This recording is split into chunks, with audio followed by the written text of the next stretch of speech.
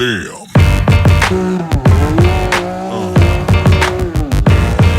Yeah. Yeah. Yeah.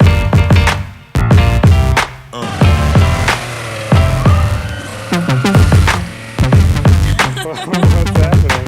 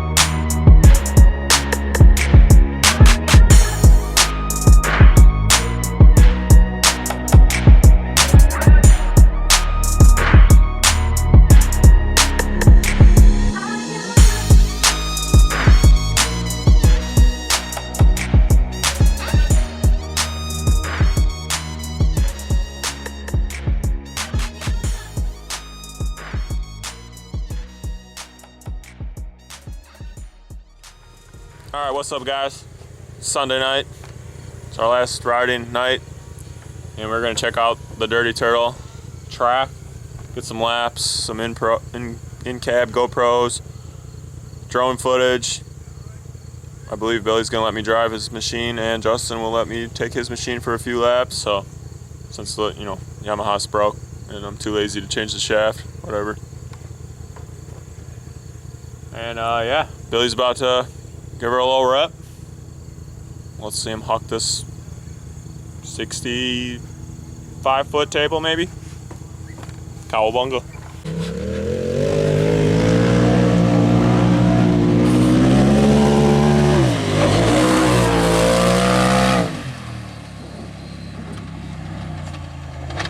Oh, the typical Polaris belt chatter.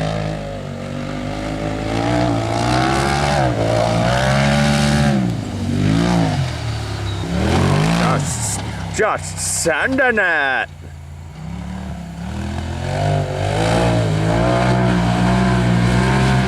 Sorry, he disappeared in the dust. There's, the wild drone flying cameraman himself, just in full concentration mode over there. Surely enjoying the show from his cell phone screen. Anyway, there's the drone. Look at it. Jesus, he's just ripping. Well, up back to Billy. There's some whoops after there. Oh, there they are. Just heated them right up. It's amazing. Big straightaway, you know, track's pretty cool. I'm sure you can see it from the drone footage much better than this.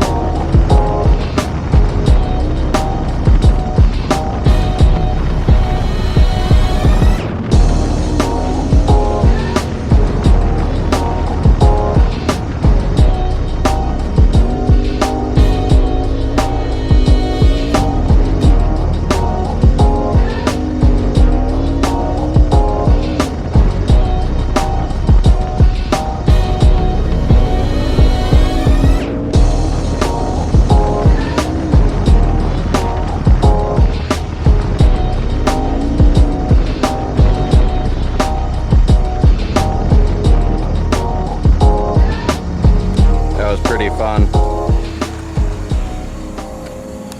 I'll have to go back out. That's with no sway bars too.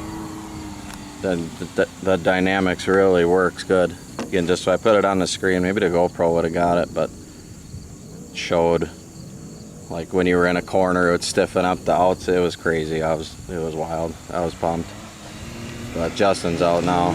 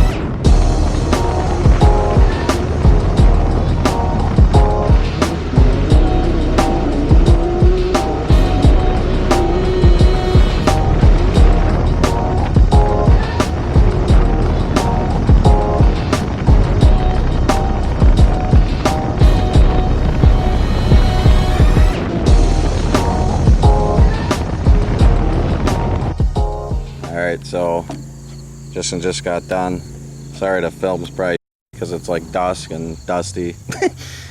But Trying Josh. to get some cool drone shots for you guys. Yeah, Josh is in Tippy now, so we'll see what he thinks about that. All right, so Josh just finished up a couple laps in the Polaris. First time driving a Dynamix. I've never driven one either, but Josh drove his YXZ yesterday on the track, so figured it'd be cool. Plus his is broke, and give him the opportunity to rip both my Can-Am and then Billy's Polaris, and then we'll give you guys his, I don't know, first thoughts / reaction to ripping them both. I'll give you a slight hint. He drove the Polaris 4 or 5 laps maybe, came back and he went like, what did he do? To the Yamaha. But I mean, it does have gear reduction, so I mean, it's not exactly fair game. I'm sure that plays into it. Yeah. But Mine has no sway bars though. yeah, right. I mean, That's something to keep in mind too. He's running no sway bars. Like no rear or front. Yeah, I'm running a front, or a rear. My front is disconnected.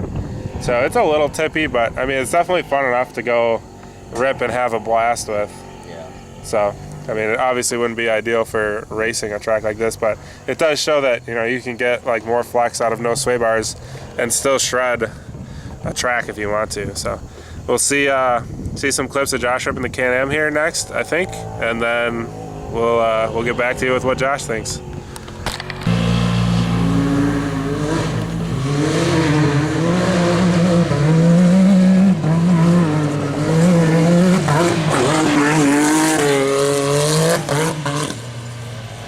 Did he open the shocker?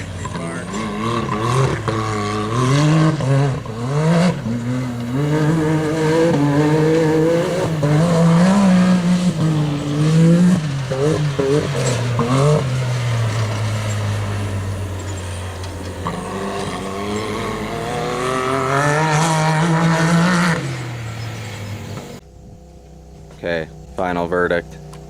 So you drove all 3. YXZ is hands down last place. Absolute last place. Without a doubt.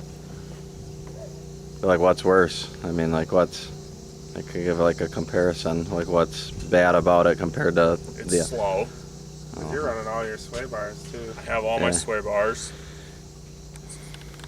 There is no comparison at all. There's just not. It's a turd. Even if it was turboed, the suspension still sucks. Like, the whoops back there, you might have been able to see them. They're only 2 footers, but unless I'm absolutely wicked, my sunglasses are still going like this on my face. Both of theirs didn't even move.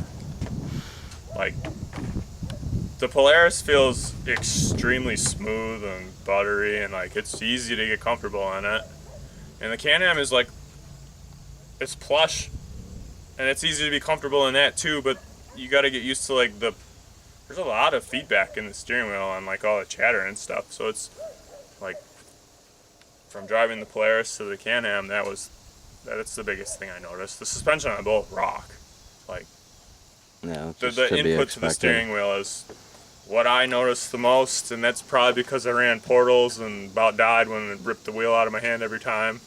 Yeah, I mean, it's clear that Polaris has Yeah, the absolutely. power steering figured out, like in general. It's weird though, because like mine was in 4-wheel drive too. Yeah. So you would think it would give you more feedback. But I mean, it was just so smooth, and like the steering feel. Both of them ride the track amazing. Like, Yeah, I mean, I'll be the first to say that I think the Can-Am steering, like geometry and the power steering on top of the steering geometry is just not ideal, because like I can feel like the feedback and stuff. It like wants to push and stuff, but I'm almost used to it, and I don't know. It doesn't really bother me too much because that's not really what I bought the car for. But the part that does bother me is like how hard it is to steer, you know, while wheeling compared to like a Polaris. But yeah, the Polaris, the 4-wheel drive power steering system, it's on point. It's Voodoo. yeah, whatever they're doing, I'll say keep it up. not all Polaris is, because Oh god, before hold on. We're back. Battery died. Tough break overall. Yeah, it happens, but you know. Both machines feel amazing, jumping, way more under control. I mean, it could have been my line choice with the Yamaha, but I also think it was probably a little shock issue because, you know, None of them are set up for this. yeah, none of them are set up for this at all. What'd you think about the Dynamix? Could you feel it? Yeah, I mean, I could Like in the definitely corners? feel like the body staying pretty level, but I could still feel like the weight transfer. Yeah, it still does that a little. I mean, I I mean, it also has came no from sway a bars. Polaris to begin with, so I mean, I understand how it's gonna feel body rolling and stuff, but I felt like I was shredding that Yeah, it right away. looked good. And the Can-Am's needs brakes, Yeah, my So pads are that's- smoked, so that doesn't. so that doesn't help for my comfort level with that either. You know, like it's pick your poison. Do you want like a more luxurious computer interior kind of look, or do you want to feel like a straight rock bouncer, like in a Lambo? Like, Yeah, do I you mean, think the longer wheelbase is better for you? Maybe, maybe not. I still think the Can-Am's a better hill killer. I mean, hands down. I mean, it's legit a rock bouncer factory. I mean, you're low with more. I sit lower in the Can-Am. The whole machine is lower in the Can-Am than my slammed YXZ. Yeah. Yeah, that's crazy. But it has 16 multiple inches of ground clearance. Yeah, about 3 Versus- more inches yeah. ground clearance in the YXZ. So that's crazy. It's easy to get comfortable in those machines, I feel. Other than the fact of you're hucking them up hills and they're very expensive. Yeah. But like you get comfortable in them quick. At least out here, I feel like. Yeah, I would agree. I feel like I'm going back to the Stone Ages with my machine. Jeez. Just bashing. Sorry, YXZ fans. We like to tell it how it is. Yeah. Don't get me wrong. I'll huck the best of the hills if I think they're possible because it can take it. Yeah, the YXZ is a great hill killer. And it's a strong machine. I'll say this, as in all the stuff we've gathered from, either wheeling them ourselves or watching him wheel them, is they're really, really good at like whatever you build and set it up to do. Right. But it is just not versatile at all. I mean, you can do everything, but you can't do everything very well. I mean, and not to bash on the machine or anything, but like you can't go rock crawling like to a serious level, I guess, if you want to call it that, without 70-30 gear reduction, in my opinion. Yeah, I was fourth gear wicked when I was driving the track earlier today to even to barely make the jump. Yeah. So I would have been like grabbing fifth gear when I'm gear reducted, so it's about as fast as I can go. Right. You can't just put it in high and go hit a moto track and be comfortable. You'd be shifting through 5 gears. Yeah. But I don't know. I mean, it's a really fun car. Don't get me wrong. It just And they're very tough. I mean, that's Yeah, obviously proven. That's huge. now if Yamaha came out with something to compete or even get close to them, Not the Sure. R-Max. no. Revolutionary. Hot button issue with the R-Max. Yeah. We're not big fans, Whatever. but that style of machine's not really our. Cup of tea. Yeah, so it does suit people well, and I'll say, since we're talking, this is just kind of a wrap up the trip, end of the night kind of video.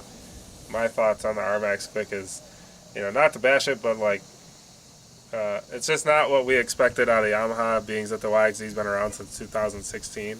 We're really hoping for something to come out swinging in that department, but the one thing it does look pretty cool for like the utilities, crossover style machine, I'll say, but Yeah, the interior looks dope. yeah, that's what I was saying. The interior is sweet. I mean, with the full center screen and then the dash up here, like that's really cool. So as Yamaha fans and just in general, it's cool to see Yamaha it's cool to step see that them up. stepping something up big time.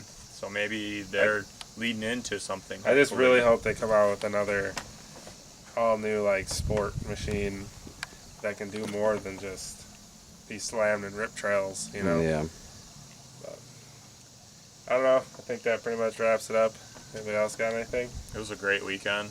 Yeah. it It was really a blast. One broken axle shaft, and it was a And couple hours ago. Couple rollovers, but A couple of scratches, but it'll buff. yeah.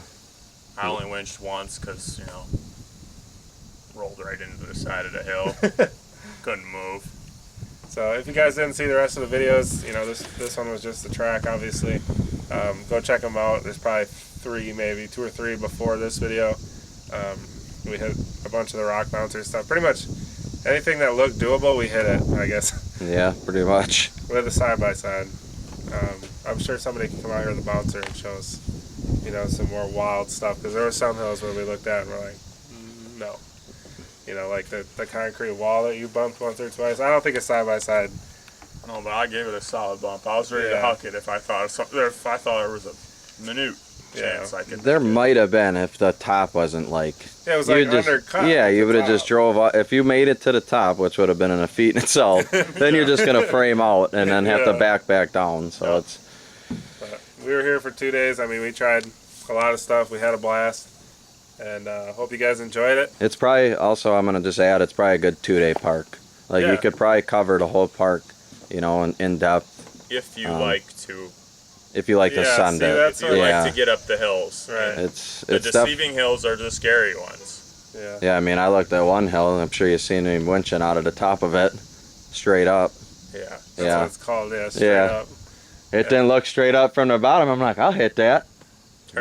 Turns out it was straight up at the top, and I was scared. Yeah, so I had the same one, just a different line. Same thing happened to me. You get to the top, get a little buck, and you just like freeze. You look down, you're like, oh my god, I'm way up here. But no, it was a really fun time. For sure.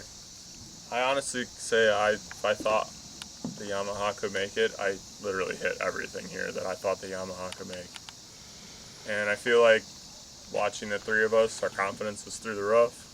Our driving skills have gone completely up. Like the conscious of mind, throttle control, line selection, just everything's still getting better and growing. And it's just cool to just have a good weekend for once. And it's cool nice weather and the weather actually enjoy ourselves. It's cool to watch us grow too. I mean, we've come from such, you know, like we would have looked at this 3 years ago and been like, hell no. Who climbs that? Now we came to this park that has rock bouncer hills, and I believe, you know, look back in the videos of I think it was, I don't know, 2020, right? It was spring of 2020, the rock bouncer for UTVs. Yep. That was the hill that we climbed the first day. And I honestly think it's harder now than it was then. Definitely the first obstacle. Yeah, it's really washed out. It's like washed out at the bottom. They were coming out of that corner, hitting it wide open and booting out. But there's no way you could do that right now. And I watched that video and said, I'm doing this hill. And I was so stressed out and couldn't enjoy myself for the first morning. I was just waiting for these guys to let the reins off so I could go, fuck it. Yeah. And then I had a blast. So wrapping it up, I mean, this will be the first time I think I've said it on a video, but we've talked about it on Facebook a little bit. We're going to do like a meetup ride at the Badlands in Indiana. And we don't have exact dates set yet, but we want to get as many of you guys out that we can. And we're going to huck some stuff, so I know people would probably like to see that. And we'd love to see you guys huck some stuff. Yeah. That'd be really cool. That'd be awesome. Yeah, that's going to be, we're thinking late October, somewhere in that range. And we're going to do like a Friday through Sunday thing, stay, camp, have a fire. I mean, it should be pretty cool.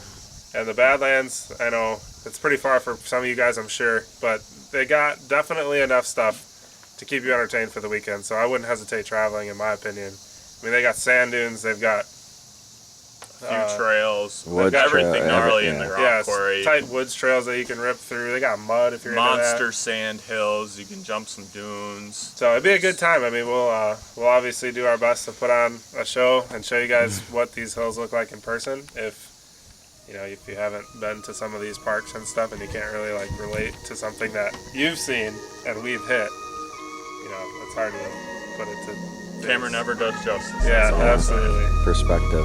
Yeah. So when we slap a helmet on, you'll know. Yeah.